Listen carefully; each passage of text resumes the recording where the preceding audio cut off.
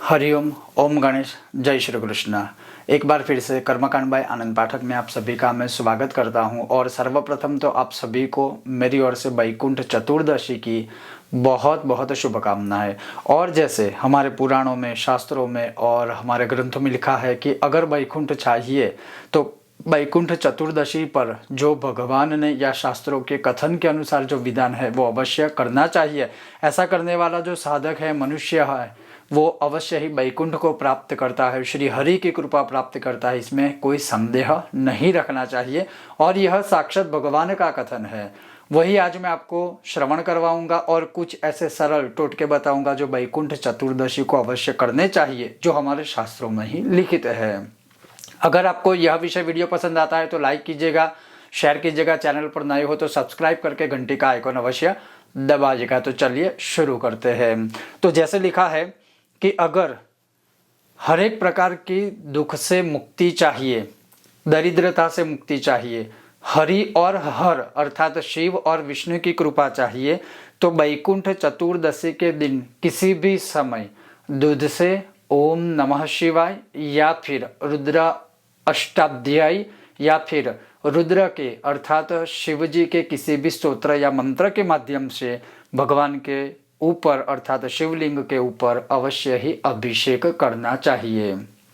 दूसरा प्रयोग है कि अगर संतान की प्राप्ति करनी है, सब कुछ नॉर्मल होने के बाद भी संतान प्राप्ति में समस्या, बाधाएं आ रही है, तो वैकुंठ चतुर्दशी को अवश्य ही शिवलिंगी के जो बीज होते हैं वह दूध में डालकर मिश्रित करके फिर भगवान शिव के ऊपर अवश्य ही अभिषेक करना चाहिए। और अभिषेक करते समय जैसे मैंने बोला ओम नमः शिवाय या फिर नमः शिवाय या फिर रुद्र अष्टाध्यायी या फिर ओम नमो भवाय शर्वाय रुद्राय वरदाय च, यह जो अर्जुन कृत शिव स्तोत्रम है वह, या फिर जो शिव महिम्न स्तोत्र है उससे अवश्य ही अभिषेक करना चाहिए।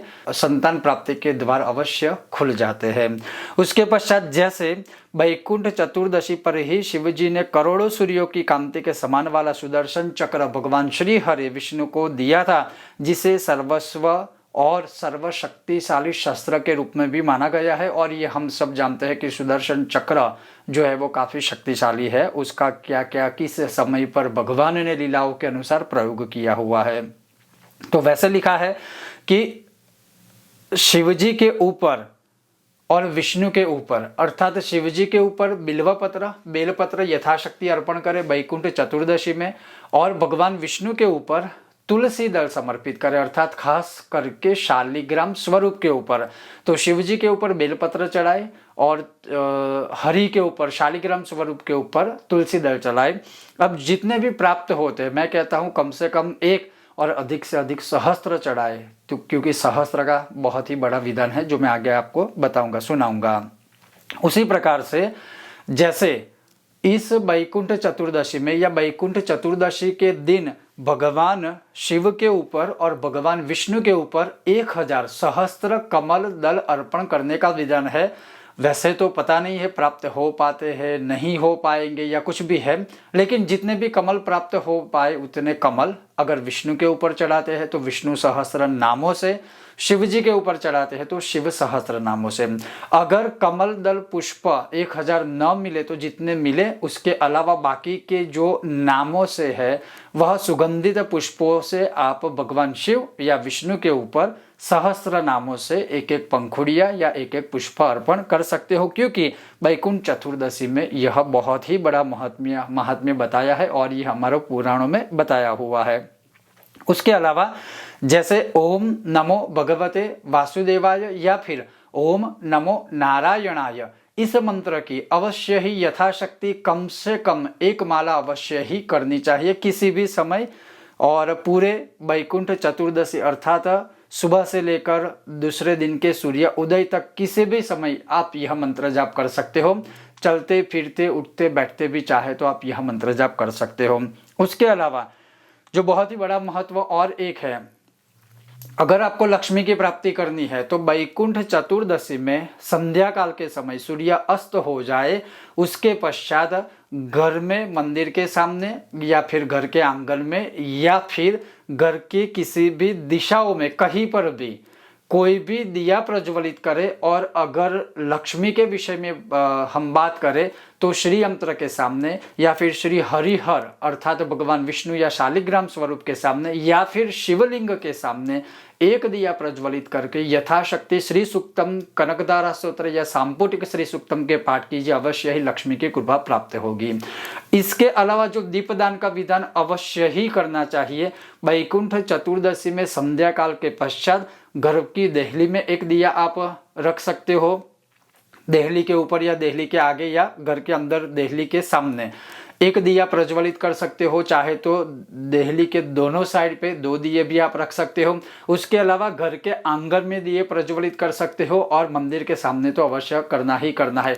अब यहाँ गिनती के अनुसार नहीं कहूँगा, लेकिन चतुर्दशी है तो 14 दीपों का दान करना चाहिए। आप चाहे तो एक भी कर सकते हैं, जरूरी नहीं है कि 14 ही करें, कम से कम एक दिया कीजिए और अधिक से अधिक आप जितना कर पाए। लेकिन दिए रखने की जो खास करके जो स्थान बताया है शास्त्रों में, एक सबसे पहला जो दिया होता है वो घर के मंदिर के आगे या मंदिर के जैसे हम प्रतिदिन करते हैं उस अनुसार घर के मंदिर में ही।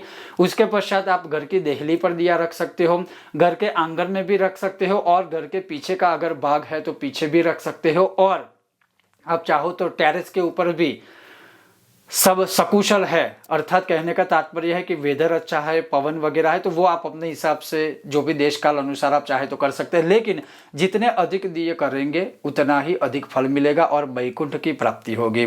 उसके अलावा मान लीजिए कि किसी भी प्रकार का घर में कलह क्लेश आदि रहता है तो अवश्य ही गेहूं के आटे का दिया बनाए जो चौमुखी हो, उसमें चाहे तेल डालिए, चाहे घी डालिए, चाहे लेटी बात हो, चाहे खड़ी बात हो, लेकिन जब आप चौमुखी दिया बनाएंगे तो ऐसे बनेगा आटे का, और उसमें आप हल्दी अवश्य डालिएगा। जब भी आटा आप गूंथते हो तब उसमें हल्दी डालिए, चौमुखी दिया बनाए, और जो चौराहा होता है, 4 रास्ते जहाँ से निकलते हैं, वहाँ पर आप संध्या काल के पश्चात किसी भी समय वह दिया रख सकते हो। उससे घर का कलह और क्लेश निवारण हो सकता है। तो ये था वैकुंठ चतुर्दशी के विषय में एक और महत्वपूर्ण विषय और वीडियो। अगर आपको यह विषय वीडियो पसंद आया हो तो लाइक कीजिएगा, शेयर कीजिएगा, चैनल पर नए हो तो सब्सक्राइब करके घंटी का चिन्ह दबाइएगा। बहुत जल्द मिलते हैं नए विषय और वीडियो के साथ। देखते रहिए मेरे साथ कर्मकांड बाय आनंद पाठक। ओम गणेश, हर हर महादेव।